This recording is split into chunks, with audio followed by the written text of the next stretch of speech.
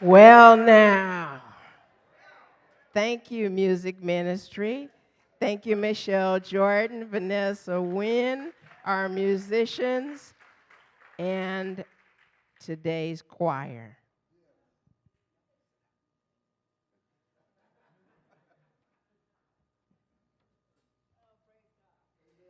Yes.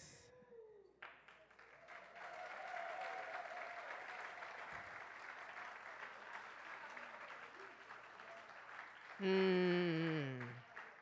Did you feel the love washing over you? That's Daddy's love. Just imagine you saying yes to all of that sugar daddy love. Some of y'all get excited with the word sugar daddy. We can have sugar mamas too. I'm not volunteering to be a sugar mama, I'm just saying. Well, a sugar daddy is usually defined as a rich and usually older man who buys presents for or gives money to a younger person. But since we are open and welcoming, it can be a rich and usually older woman who buys presents or gives money to a younger person, maybe a woman. Some of y'all might be in the market for a sugar mama, I don't know. Or it could be a rich young man who buys presents for an older woman. Y'all like that even more, huh?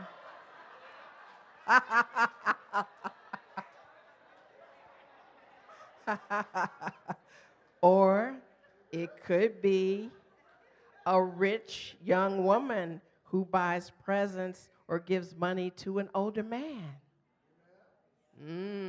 Y'all can't even wrap your head around that one, can you?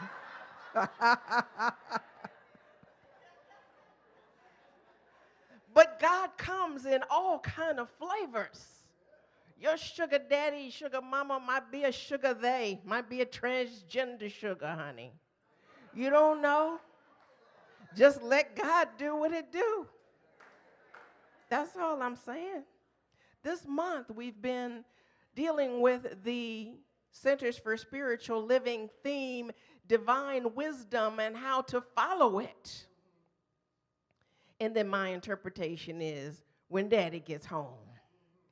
And what I want you to understand about home is that space and place that is within you and that you are there with daddy.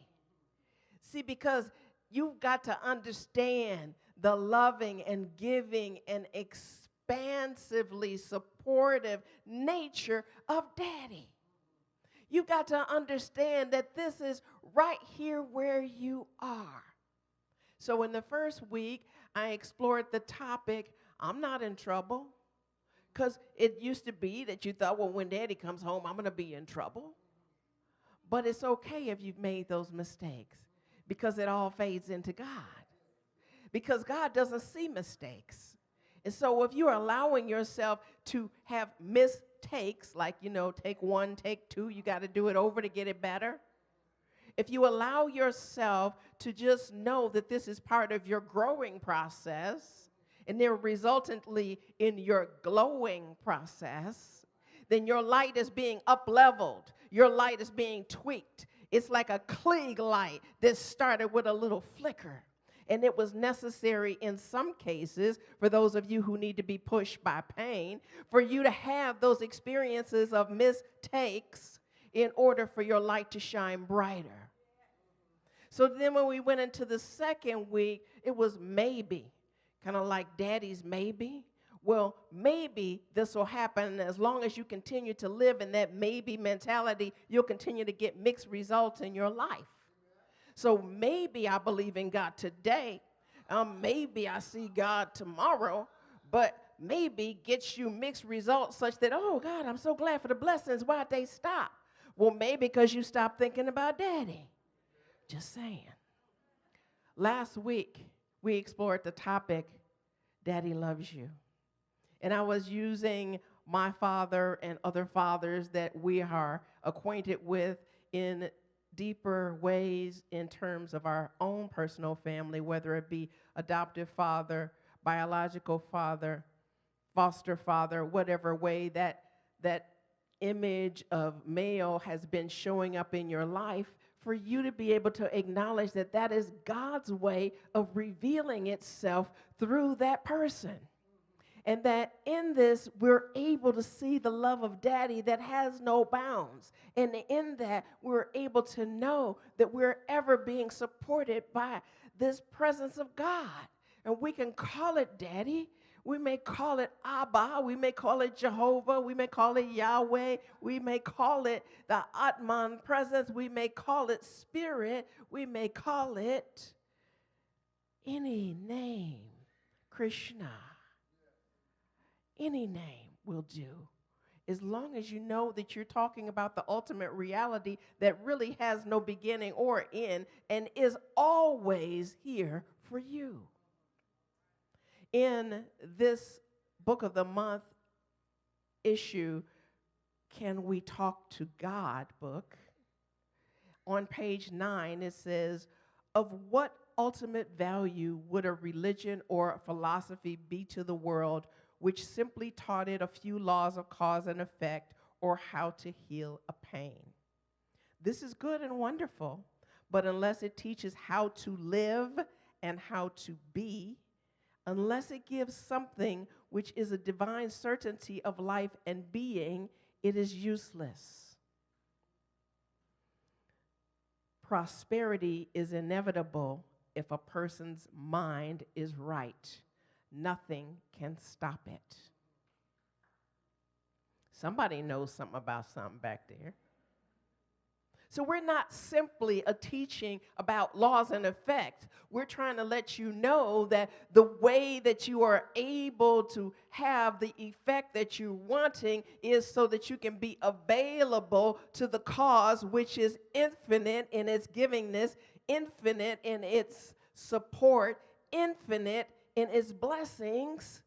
And so that you know that when you choose to focus your attention on that, not simply in another dimension, but right here on earth in terms of being able to spot the presence of God in each and every person, and to be able to first and foremost spot the presence of God within you.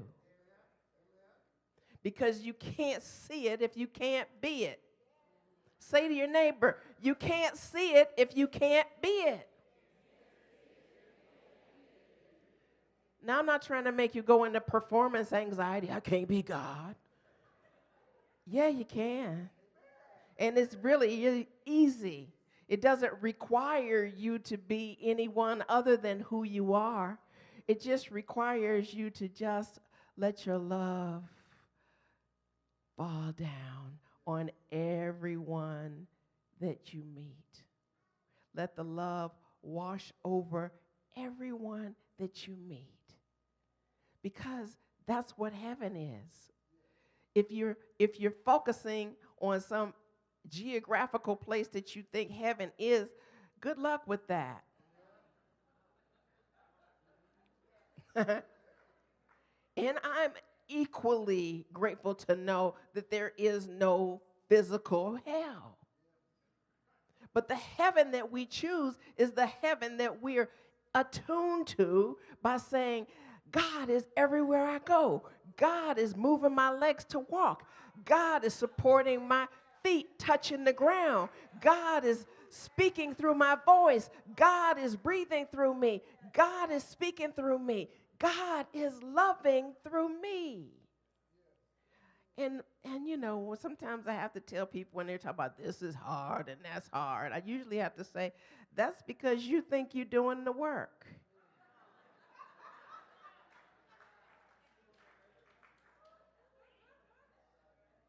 And really, I came to discover that God was really doing my best work. You know, when you say in the beginning, Holy Spirit, you were welcome here. Hello. I take that song seriously. Matter of fact, Vanessa, whoever's singing, they need to sing that Every Sunday. Every Sunday. Because we need to be reminded to welcome God into our experience. I mean, we can continue to complain about, folks snatching folks' kids up from their parents and folks doing all kind of crazy things. And we know that, God is there in President Trump too. Breathe. Breathe. And bless him for a healing for his mental health.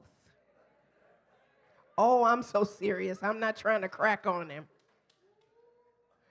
Just like you would anybody else that needs medical attention, just like you would anyone else that needs support in remembering who they are.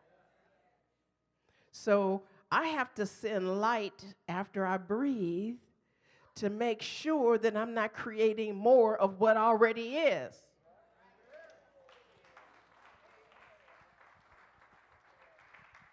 Because I think we've had enough. So understand that talking about how to live and how to be is part of this philosophy that we are in, what we call the science of mind, what we call New Thought. And that's why it's called the Centers for Spiritual Living. It's not the Centers for Spiritual on Sunday morning or afternoon. Living every day. So what I want you to know too about this quote is God gives such certainty to our lives. People will say, well, God willing, if the creek don't rise, got to say it right, creek don't rise. Because what you're doing basically is saying, God is kind of temperamental, and he may not be feeling me today, so you know what, if God is willing, because, he might be mad at me for what I did the other day, what I said the other day, but, God might be willing, so do you want it or not? Okay, because just know God is willing, okay, period, end of story, God is willing. Are you willing to accept that you are deserving of all the good that Sugar Daddy has for you? Oh, that was weak. Y'all still trying to figure it out, I see. Let it sit with you if it's not falling on your heart directly. You are deserving of all the good that God has to offer. Say to your neighbor, you are deserving of all the good that God has to offer.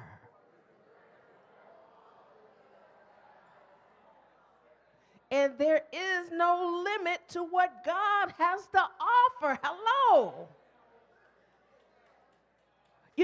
There is no limit to grace. We let the grace wash over us. We let it. Did you hear that? Yes, it's a good song, but when you sing it, do you understand what let is? Allow. Don't fight back. Oh, no. I don't deserve that. I mean, we all do it. All ministers do it. Oh, I don't deserve to be a minister. Every time I hear it, I go, yeah, I know, right? We have all said it. Nobody, I'm not worthy. Like they had to even create a Saturday night spoof around it because so many people were tuned into that thought, I'm not worthy. That's why it's one of the reasons I had to stop going to Catholic church, because I was like, that doesn't sit right with me. I think I'm worthy. I'm not saying nothing bad. Catholic church got me on my way, even though in second grade when they were telling me about babies going to purgatory, I was like, say what? Yeah, second grade. I'm like, what these people doing? What are they talking about? That's not the God that I know. See, because if you let other people influence you into thinking that God is limited in its loving, that God is limited in its giving, that God is limited in who it loves, then you'd be all messed up, you know. And I remember having that conversation with my dad one day. I said, well, God doesn't just bless some people and skip others. You know, no, not you, not you. No. And he said, oh, it would appear that way. I said, yeah, it would appear that way because that's what people think. And when you've been conditioned to think a certain way, then you start to believe that that's truth. Just like I was telling the practitioners, they thought, the new practitioners thought the practitioners run the church. And I said, well, just because that's been your experience doesn't mean that it's correct. You want to get that question right to get your license, okay? So just because it's been your experience doesn't mean it's true. You might want to say, God, you know, I'm moving through this experience and I know there's nothing true about it because this is not feeling like it's for my highest and best good. So you can tell me right now, quick in a hurry, what I'm supposed to get out of this experience because I need to know now before I keep dealing with this nonsense. Try to remember that if you can, or listen to the tape later, okay? Y'all got that, live streamers? So that's why it says prosperity is inevitable if a person's mind is right. You can't give your hand out and then take it back. You know, if you're ready to receive, then just allow God to give it to you. Yes, that goes for money. Yes, that goes for gifts. Yes, that goes for all kinds of blessings. God, help me to sing better than I sing. God, help me to play this piano better than I play. God, help me to build this house in a better way than I know how. Whatever it is, if you're not allowing the presence of God to assist you, unless the Lord build a house, he that labors in vain, don't you know? So if your mind is right, nothing can stop you. I remember that was my theme song when I graduated from USC. Ain't no stopping us now. And I was convinced. I was totally yes. And I stayed that way for a long time too. Until then the world started trying to confuse